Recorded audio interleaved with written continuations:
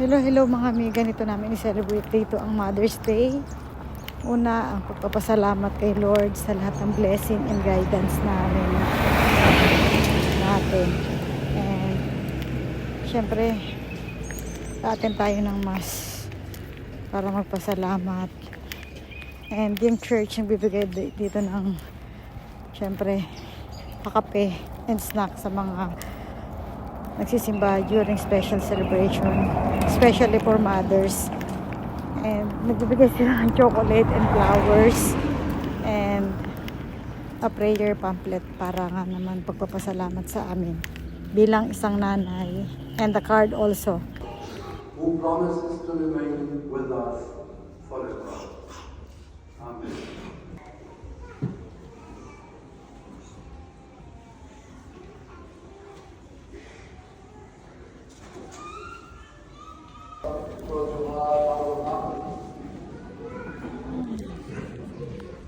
Loving and gracious God, on this day we give you thanks for the gift of mothers. We praise you for their tender care, their strength, and their sacrifices. Bless all mothers here today,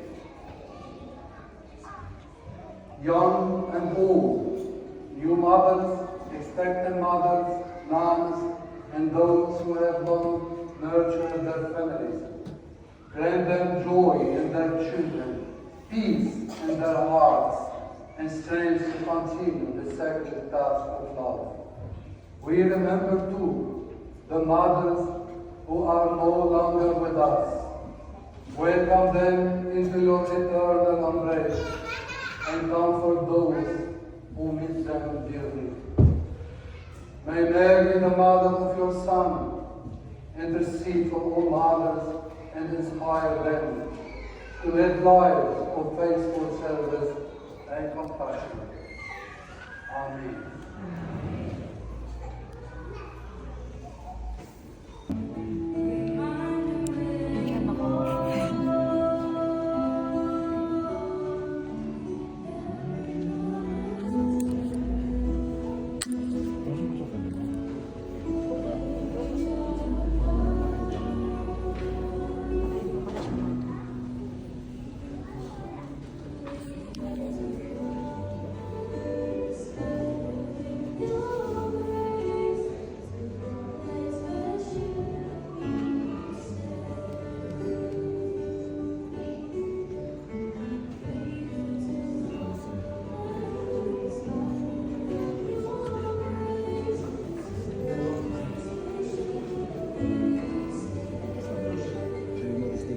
Thank you.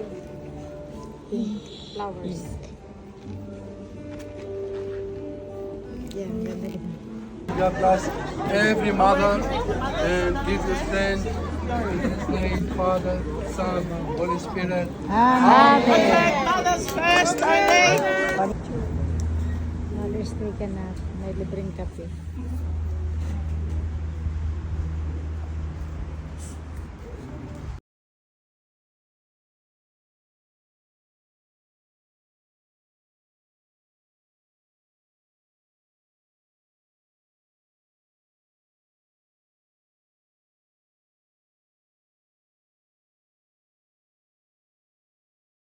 Ngayon ko lang nakita. Kasi usually ganun lang. Pag okay, ganun.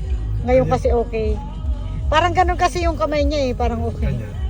Yeah. After church, sabi ko rest day dahil Mother's Day. Hindi pala. Punta daw kami ng Why Not. Why Not? Pasok na tayo sa Why Not. Cheaper food. Cheaper food or cheaper price? Cheaper food. Tingnan nga natin. Cheaper food na sinasabi mo. Cheaper price daw. We'll see.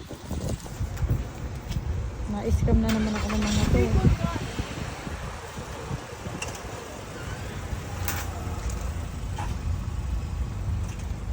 Sakay, sakay, sakay. Hindi ako kasya.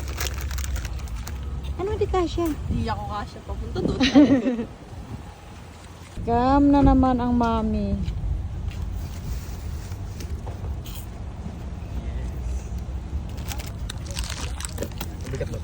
Huwag ka nga. Agoy. Nag-decide na lang din pala kami sa bahay kumain kasi pag sa labas kami kakain, busy yung mga resto.